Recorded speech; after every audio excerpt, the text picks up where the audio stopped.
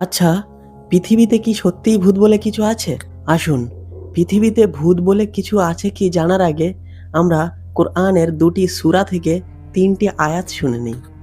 সূরা আয-যারিয়াত ৫৬ নম্বর আয়াতে আল্লাহ পাক বলছেন, "আর আমি জিন ও মানুষকে কেবল এই জন্যই সৃষ্টি করেছি যে তারা আমার ইবাদত করবে।"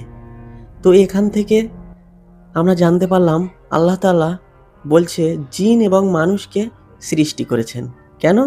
তার ইবাদত করার জন্য। আসুন সূরা আল হিজর আয়াত নম্বর ২৬ এবং ২৭ আল্লাহ তাআলা বলছেন, "আর অবশ্যই আমি মানুষকে সৃষ্টি করেছি শুকনো ঠনঠনে কালচে কাদামাটি থেকে।"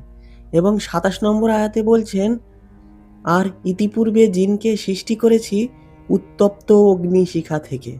তো এই ২টি আয়াত থেকে আল্লাহ তাআলা কিভাবে মানুষ এবং জিনকে সৃষ্টি করেছেন আমরা তা জানতে পারি। কুরআন মাজিদে এইরকম অসংখ্য আয়াত আছে যেখানে আল্লাহ তাআলা বলেছেন, "আমি মানুষ এবং জিনকে সৃষ্টি করেছি।" কুরআনে বা ইসলামে ভূত বলে কিছু নেই।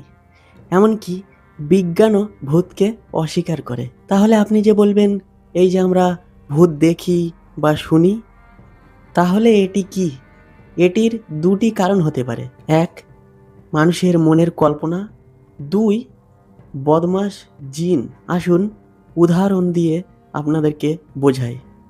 ধরুন আপনি রাতের বেলা একটি অন্ধকার রাস্তা দিয়ে হেঁটে যাচ্ছেন। হঠাৎ আপনার মনে হলো আপনার পিছনে কেউ একজন আসছে। আপনি পিছনে ঘুরে তাকালেন না এবং ভয়ে তাড়াতাড়ি ওখান থেকে বেরিয়ে এলেন। পরে আপনি এটাকে ভূত দেখা বলে চালিয়ে দিলেন। এটি হলো আপনার মনের কল্পনা মাত্র। ২. বদমাশ বা শয়তান জিন।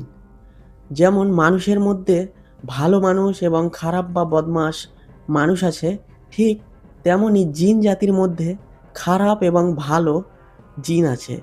তো বদমাশ জিনেরা মানুষকে বিরক্ত করে এবং ভৌতিক কিছু কর্মকাণ্ড করে থাকে যেগুলোকে মানুষ ভূত বলে বা ভৌতিক কর্মকাণ্ড বলে।